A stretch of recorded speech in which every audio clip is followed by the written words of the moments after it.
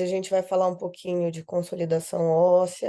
Agradeço aí o convite da Marcela, né? Um assunto que a gente conversou que é super importante para a residência, para a formação médica, e que às vezes a gente percebe que o residente, o próprio profissional não entende tanto do processo, não consegue avaliar tanto o processo adequadamente. Enfim, a gente vai falar um pouquinho aí sobre esses fatores, sobre como é que funciona. A gente acha que faz parte da boa formação do médico e do médico ortopedista principalmente, lógico, falar um pouco sobre consolidação óssea. Bom, vocês veem aí que faço parte da Santa Casa de São Paulo, né? Sou mestre em Ciências da Saúde lá pela Santa Casa mesmo, sou colaboradora do grupo, principalmente no ambulatório de doenças raras do metabolismo ósseo, que é onde eu atuo mais especificamente lá na Santa Casa. Sou chefe da residência médica de ortopedia e traumatologia do Conjunto Hospitalar do Mandaqui, aqui em São Paulo, capital, e professora de graduação da Uninove, também aqui em São Paulo, capital.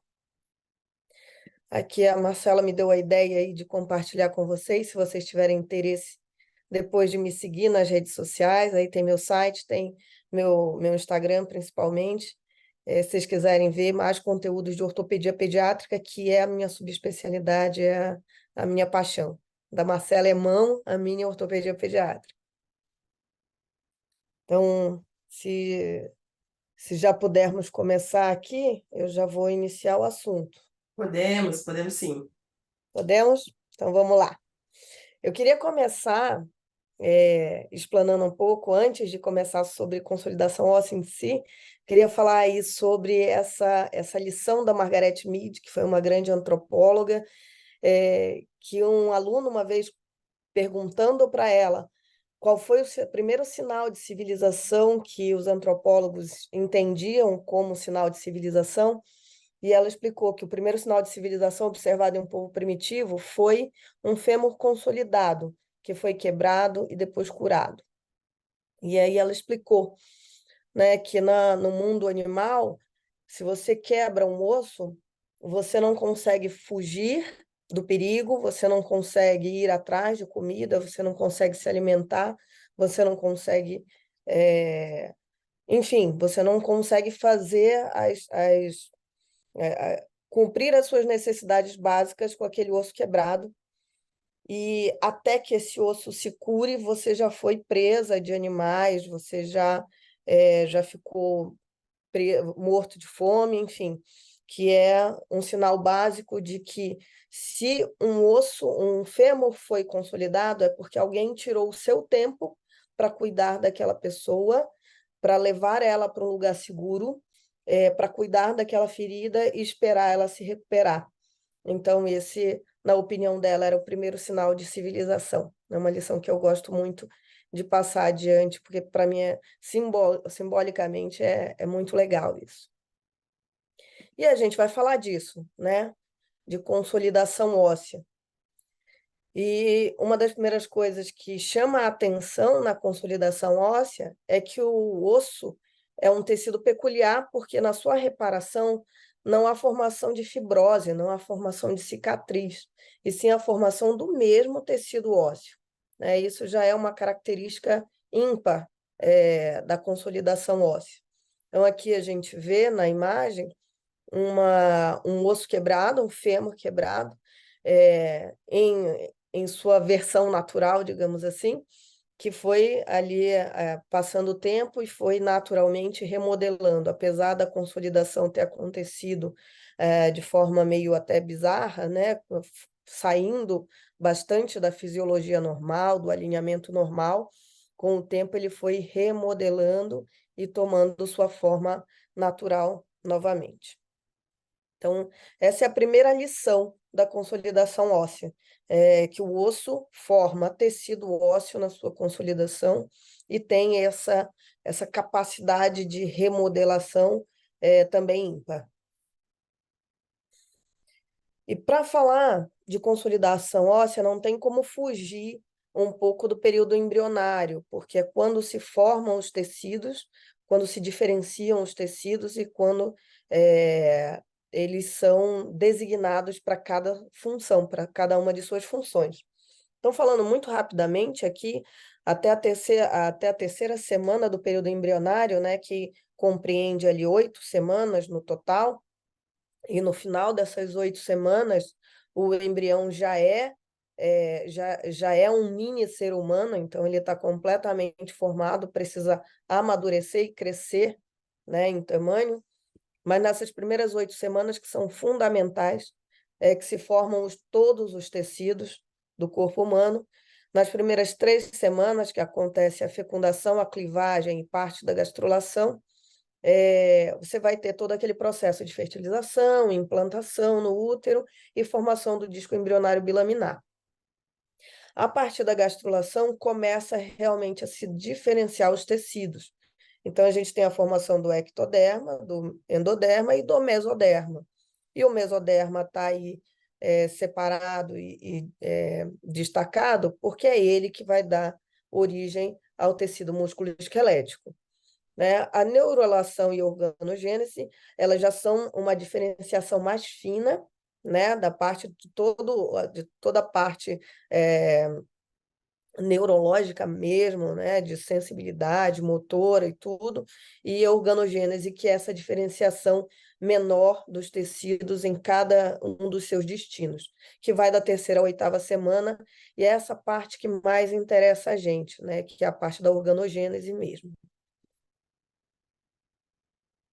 O mesoderma, como eu falei, é o nosso tecido de estudo nesse momento aqui, porque é ele que vai dar origem a osso, cartilagem, tecido conjuntivo, músculo liso estriado, no nosso caso, né, no sistema osteoarticular, os músculos estriados são os que compõem o sistema osteoarticular, sangue, rins e aparelho reprodutor, né? Então, daí a gente sabe por que que quando você tem uma alteração lá embrionária, ainda no período embrionário, que afeta a mão, você tem uma polissindactilia, mas você também pode ter uma malformação renal. Por quê? Porque a alteração aconteceu no mesoderma. Então, se aconteceu no mesoderma, todos os tecidos ali envolvidos podem ser afetados, né? Essa é a ligação que a gente faz do período embrionário aí e das possíveis malformações congênitas ou sindrômicas que o indivíduo pode apresentar. E aí a gente tem, na formação dos membros ali, começa pela terceira, 4ª semana, né, quando começa a organogênese, que é guiada por esses 3 indivíduos aí, a crista ectodérmica apical, junto com a zona de progressão. A zona de progressão ela vai meio guiar para onde a crista ectodérmica apical vai fazer desenvolver os membros, né, tanto os membros superiores quanto os membros inferiores. E eles são responsáveis pelo crescimento longitudinal dos nossos membros, né, do nosso esqueleto apendicular. E a zona de atividade polarizante, ela é responsável pelo crescimento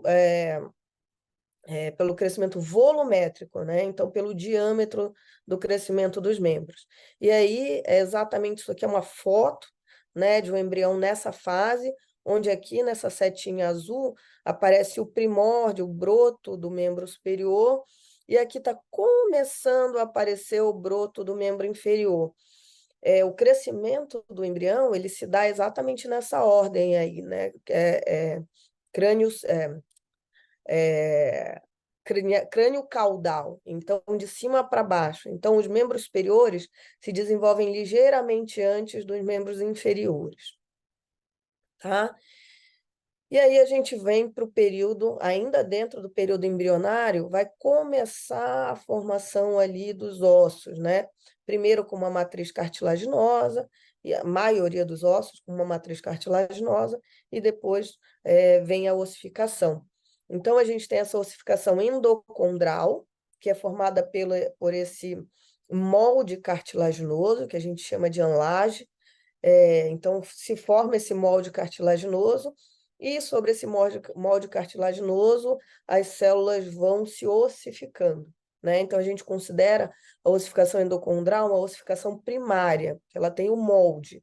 Então, a cartilagem serve como precursor, e ela é responsável principalmente pelos ossos das extremidades, né, do nosso esqueleto apendicular, e partes do esqueleto axial que suportam descarga de peso. Então, por exemplo, a coluna, né, uma boa parte das vértebras são formadas por ossificação endocondral. E temos a ossificação intramembranosa, que é considerada a ossificação secundária, que ela não tem o precursor cartilaginoso, ela é diretamente mesenquimal, né? E ela é principalmente a que está presente nos ossos chatos, né? Então, crânio, mandíbula, clavícula, né? Eles possuem ossificação intramembranosa, é um pouco diferente a formação dessa ossificação, o que também vai refletir na consolidação óssea destes mesmos ossos. Tá? Então, esse é o primeiro contato aí. Então, a gente ainda ali dentro, né, da ossificação intramembranosa, como eu falei, ela corre diretamente no mesênquima, não tem a matriz cartilaginosa antes para ela ter esse molde. O crescimento é por aposição, então ela vai crescendo sobre esse mesênquima, e exatamente por isso ela não tem capacidade de grandes desfechos, você não cobre uma área tão grande. E por isso ela também só é capaz de estar presente nos ossos chatos. Da mesma forma, essa ossificação intramembranosa é responsável pelo crescimento diametral dos ossos longos também, né, que é meio por aposição, né? Então, por cima daquela matriz que já existe, pode acontecer.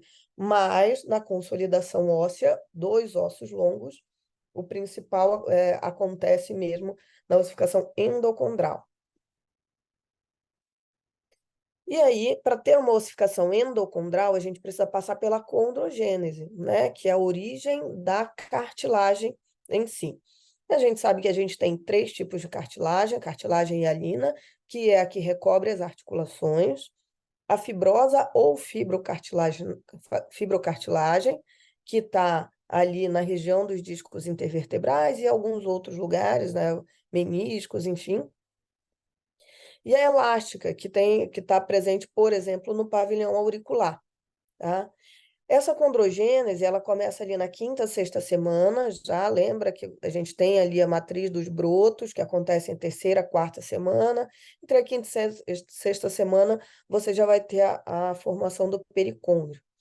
Então, aqui, essa foto é uma foto também aí com uma reconstrução em 3D de um feto de 12 semanas, né? Onde essa parte mais avermelhada representa a matriz óssea e essa parte mais azulada a matriz cartilaginosa.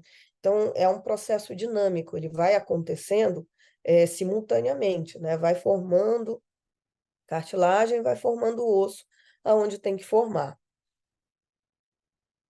E a partir desse molde, desse primeiro pericôndrio, né, os osteoblastos vão se diferenciar, que são células mais jovens do osso, e essa diferenciação vai começar a deposição de cálcio, que eles vão virar osteoclastos, né, aliás, osteócitos, que são os ossos, que são as células próprias do osso formado, né? E essa deposição do cálcio sobre os moldes cartilaginosos, que é aquele anlage que eu falei, que é o molde mesmo que vem antes da formação óssea, acontece a partir da 8ª semana de gestação, né? E aí a gente propriamente já vai ter ossificação em si. E aí aqui, como é que funciona, né, esse desenvolvimento? Então faz aqui, forma-se o pericôndrio. A partir do pericôndrio, você vai ter aí uma degeneração da cartilagem hipertrófica, e a diferenciação da cartilagem hialina articular aqui, vai dar vazão aí para entrar os capilares sanguíneos, tanto os epifisários quanto os diafisários e metafisários. E essa ossificação vai trazer as células, vai trazer os osteoblastos, que vão se diferenciar e vão trazer a matriz de cálcio aqui para finalmente formar osso, né? O osso mineralizado, a parte mineralizada do osso, né? E na criança você vai ter essa parte diafisária ossificada vai ter a placa de crescimento, que vai funcionar naquela mesma organização ali, né, as 4 camadas ali da fise, né? Primeiro a camada de repouso, as células são recrutadas e vão dar a camada germinativa, que é aquela camada já onde colunar, que as células se reúnem em colunas para depois ganharem volume e virarem a camada hipertrófica e finalmente ossificar aí na metáfise já dos ossos longos para formar osso. E essa é a estrutura de como acontece a ossificação endocondral, tá? Ali naquela formação ainda embrionária, a gente já vai terminar essa parte aqui, é só para vocês terem o entendimento mesmo de que da mesma forma que acontecem esses precursores ali no período embrionário, não é muito diferente quando a gente precisa de uma reparação óssea, né, após uma lesão. Então, a gente tem aí a formação dos centros primários de ossificação. O fêmur é o primeiro, por volta de 7 semanas e meia, ou um pouquinho antes. Bacia com 8 semanas, tibifíbula com 8 semanas, de forma que isso vai acontecendo simultaneamente. E no final da 12ª semana, todos os núcleos primários já se formaram. Os núcleos primários são os que dão origem à diáfise dos ossos longos, ok? E aí, aquele mesmo slide aqui para relembrar qual é o tema da nossa aula de hoje, né? Que é a consolidação óssea. E aí a gente vai falar agora realmente das fases da consolidação e de como é que ela acontece. Então, dentro das fases de reparação óssea, a gente tem essa foto, essa figura, é um clássico, né, onde fala aí da intensidade, um gráfico da intensidade da resposta, com o tempo em que essa resposta à reparação óssea acontece, a lesão óssea acontece. Então, a gente vê que a fase de inflamação é muito pequena, ela corresponde a 10% só da reparação óssea total. Vem a fase de reparação, que é a fase onde é, a fase de inflamação traz as células que vão começar o processo de reparação, e aí começa a fase de reparação, onde essa lesão vai começar a ser substituída por um osso, por uma matriz aí cartilaginosa, fibrosa, que vai começar o processo de ossificação. A gente está falando aqui de ossificação endocondral, então de ossos longos, né? Então, essa fase de reparação passa aí primeiro por aquele calo mole, que nada mais é do que uma matriz ali fibrosa, cartilaginosa, que vai dar estabilidade até a consolidação óssea final, que é a consolidação do osso duro, a formação do calo duro, e a fase de remodelação, que é a mais longa de todas, que demora aí 70% de toda a consolidação óssea, e que é nada mais do que isso que vocês estão vendo aqui nessa figura inferior direita, que é a remodelação em si. Uma vez que formou o calo duro, a gente diz que houve consolidação óssea, né? Mas ela não termina aí, ela continua o processo durante toda a fase de remodelação, que você não tem exatamente um tempo específico para isso acontecer. A gente tem tempos médios. Por quê? Porque isso tudo depende de vários fatores, tá? Então, as fases de reparação óssea passam pela formação do hematoma, que acontece imediatamente após a lesão, após o trauma, e dura em torno aí de 24 horas, né, até a liberação do hematoma todo, e esse hematoma se consolidando ali no local da lesão. Passa pela fase inflamatória, que, como a gente falou, é o recrutamento das células que vão fazer essa reparação. Começa a fase de calo mole, que é essa fibrose cartilaginosa, e, finalmente, a de calo duro, que é onde ocorre a ossificação. Vocês veem que aqui no gráfico, essas fases elas se sobrepõem, né? Então, elas não acontecem isoladamente, elas vão se sobrepondo, né? Vai acontecendo duas ao mesmo tempo. E a remodelação óssea, ela faz parte do processo de reparação, mas não é o que a gente considera consolidação óssea. A gente considera consolidação até a fase 4, né, que é a formação do calo duro. E a remodelação ocorre num período muito maior, dependendo da lesão, dependendo do desvio, da estabilidade, da idade do paciente, da qualidade óssea, enfim, de vários fatores. Você vai ter aí uma remodelação mais lenta ou mais acelerada e que leva aí 70% do tempo de remodelação, de reparação óssea no total, né? A, é, a reossificação, né, a consolidação em si, ela, além de ter aquele molde cartilaginoso que ele vai guiar o processo das células inflamatórias no processo todo de consolidação, né, de formação de calo mole e posteriormente de calo duro, ela tem uma fase endóstica, uma fase não, ela tem uma parte, né? Ela funciona parcialmente endóstica e parcialmente perióstica. Então, as duas são importantes. É, e é exatamente por isso que a gente sempre fala que quando você está num processo de um paciente que tem um retardo de consolidação, que está entrando em pseudoartrose, e você tem um método ali e está atrasando o processo de consolidação, você chegou à conclusão que é por falta de estabilidade, ou seja, o método de tratamento que foi usado não foi adequado e ainda está instável. E essa instabilidade está prorrogando, está aumentando o tempo de reparação óssea, né? O tempo ali de formação entre calo mole e calo duro. Então, quando você tem essa instabilidade atrapalhando o processo de consolidação, aí você vai, mas ele fez uma estabilização, por exemplo, com placa e parafuso, mas essa placa e parafuso não deu estabilidade absoluta, ela não coaptou ali as bordas da fratura uma com a outra, então você tem algum grau de movimento, enfim.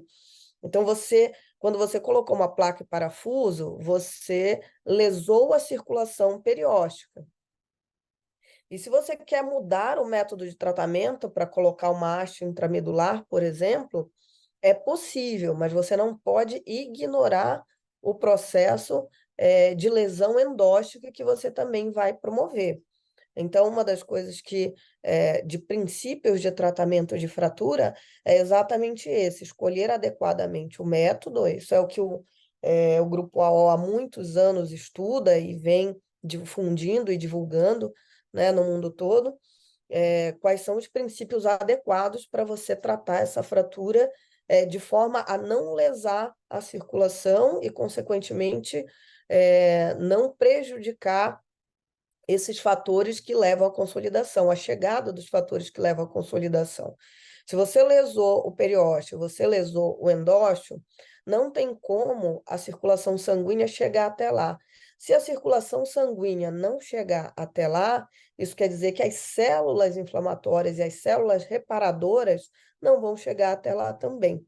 É por isso que você precisa seguir princípios na hora de escolher o método correto de fazer o tratamento da sua fratura para ter o melhor tipo de reparação possível, né? E aqui nessa figura à direita está mostrando como é que essa circulação chega, né, na lesão para poder fazer a reparação, através aqui dos canais de Havers, né, que unem aqui, eles se unem no osso e fazem anastomoses para que chegue em toda a região óssea, tanto superficial quanto interna, e daí a gente também entende como por que ossos que têm ou menor circulação sanguínea, porque são mais avasculares mesmo, já tem mais dificuldade de chegar essa circulação óssea lá, essa circulação vascular, ou ossos que têm circulação vascular, onde entram por pontos específicos, como no talos, como na cabeça do fêmur, por exemplo, você sabe que quando essa circulação é lesada, a chance de pseudoartrose é muito maior. a chance de necrose é muito maior, porque lesou essa comunicação aí da circulação sanguínea.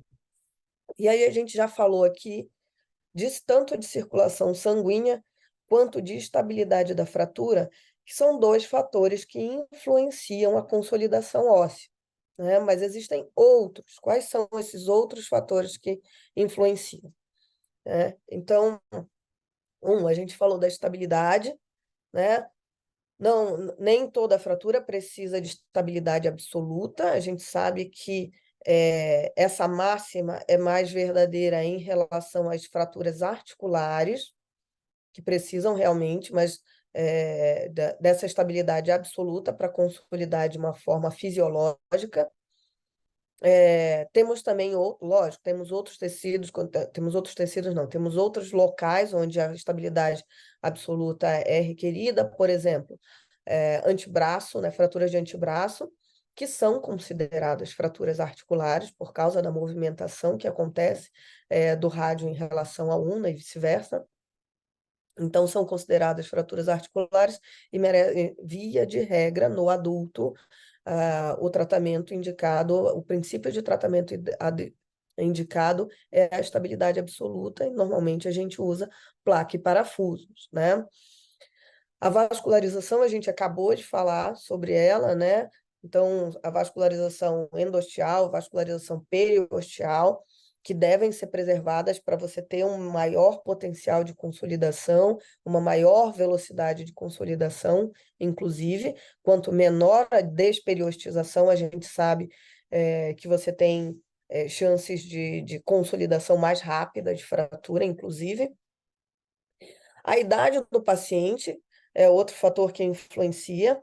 A gente sabe que em crianças a velocidade de consolidação é muito maior do que nos idosos, por exemplo, né? E da mesma forma a qualidade óssea. Então, pacientes que já têm osteoporose, pacientes que já têm que têm fatores externos que atrapalhem a circulação sanguínea consequentemente, a qualidade óssea, como tabagistas, né? Regiões mais distantes, onde a circulação sanguínea tem mais dificuldade de chegar, por exemplo, pés diabéticos, pés insensíveis, enfim, atrapalham e prejudicam essa qualidade óssea também, da mesma forma que crianças saudáveis têm uma qualidade óssea muito melhor, e isso a gente sabe que, obviamente, influencia na velocidade e na qualidade dessa consolidação óssea aí. Então, se vocês me perguntarem quanto tempo demora a consolidação óssea, eu vou dizer depende. E depende desses inúmeros fatores que a gente acabou de falar, né? Tanto desses fatores aqui que a gente, da estabilidade, vascularização, idade, qualidade óssea, né? Quanto inerentes à própria própria fratura, né? A localização da fratura, desvio da fratura, lesão de partes moles ao redor dessa fratura, todas elas, de uma forma ou outra, indiretamente, estão relacionadas a esses fatores aqui que a gente acabou de falar, ou porque interferem na estabilidade, ou porque interferem na vascularização desse osso lesado. E aqui a gente tem um livro da Academia Americana de Ortopedia, que foi publicado em 2009, onde os sítios de fratura, para comparar aqui essa velocidade de consolidação, o tempo de consolidação em adultos saudáveis e crianças saudáveis, né? A gente sabe que existem doenças que influenciam também essa consolidação, né? Por exemplo, uma criança com osteogênese imperfeita, ela não tem variação no tempo de consolidação, mas a gente sabe que tem uma qualidade óssea diferenciada, né? Pior por causa da alteração do colágeno tipo 1, que está ali presente na diáfise dos ossos longos. E também estamos falando de adultos aqui, adultos jovens ou adultos que ainda não tiveram nenhum fator ou não fazem tratamento com corticoide crônico, por exemplo, ou não têm insuficiência renal, que são todas alterações que influenciam no tempo e na qualidade óssea, ali, no tempo de consolidação e na qualidade óssea. Então, por exemplo, Um fêmur intracapsular, que a gente sabe que tem a fibrina ali, né? O líquido sinovial interfere na formação da fibrina, interferindo na formação da fibrina, interfere na consolidação óssea também. Então, num adulto, ele demora cerca de 24 semanas para consolidação total, né? Para formação de calo duro. Em crianças, 16 semanas. Ou seja, de qualquer forma, apesar da criança ter um tempo menor, essas fraturas intracapsulares do fêmur proximal, elas são fraturas difíceis, e que demandam um tempo maior de consolidação. Por isso que a gente segura a carga por mais tempo, né? Não deixa o paciente pisar, exceto, lógico, você fez um planejamento adequado, fez a síntese adequada, confia na sua síntese, ela é estável, ela é indicada para fazer descarga de peso, então você pode fazer descarga de peso. Mas tudo isso envolve o conhecimento dos princípios que você está aplicando. Então, fraturas transtrocantéricas, que já são extraarticulares, olha aí a diferença. Em adultos, cerca de 10 a 12 semanas, em crianças, cerca de 6 semanas para consolidação. Uma diafisária de fêmur, 18 semanas em adultos, 8 a 10 semanas em crianças. Né? Até na criança você tem diferença aí de idade. Então, uma fratura de fêmur numa criança de 2 anos consolida num tempo bem diferente, bem mais rápido do que numa criança de 8, 10 anos, por exemplo. Né? A mesma fratura diafisária. Então, tudo isso são fatores que influenciam no tempo de consolidação. A fratura supracondiliana do fêmur, né, 12 a 15 semanas, é uma fratura articular. Aliás, pode ser ou não articular, mas é uma fratura ali numa região um pouco mais próxima da físio, no caso da criança. Olha o tempo de consolidação, 6 a 8 semanas. No caso do adulto, 12 a 15 semanas. E na tíbia, que é um osso um pouco mais pobre de partes moles ao redor, né? Você tem aí, pode ter tempos um pouco mais prolongados. No caso da tíbia proximal, 8 a 10 semanas em adultos, 6 semanas em crianças. Na diafisária, 14 a 20 semanas no adulto, 8 a 10 semanas em criança, né? Lembra que quanto mais próximo da articulação, ou quanto mais distante da articulação, ou seja, as fraturas médio-diafisárias mesmo, elas têm uma vascularização um pouco menor. Então, a diferença para o sangue chegar ali demora um pouco mais. Então, a circulação sanguínea e a consolidação, de uma forma geral, também vai demorar um pouquinho mais. Né? Então, não sei se eu falei muito rápido, mas eu queria fechar aqui com essa reflexão da Margaret Mead, né? Que em relação à consolidação óssea como o primeiro sinal de civilização. Que a conclusão dela é que ajudar alguém que está passando por uma dificuldade é onde a civilização começa. E nós estamos no nosso melhor quando a gente serve aos outros. E isso é medicina, isso é o que nós fazemos. Então, eu queria deixar essa mensagem final aí para vocês e estou aberta aqui para perguntas e para tirar dúvidas.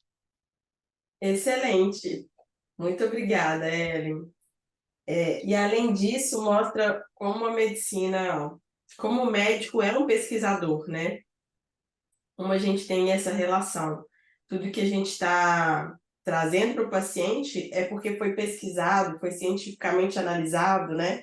Igual ela estudou, ela viu ali, ela é uma antropóloga, ela é, né, uma cientista, e isso mostra como que isso é importante para a medicina. Então, às vezes a pessoa fala assim, eu sou médica, eu não sou pesquisador, né? Mas a gente está fazendo pesquisa o tempo inteiro, a gente está aplicando pesquisa o tempo todo, né? A gente está aplicando ciência.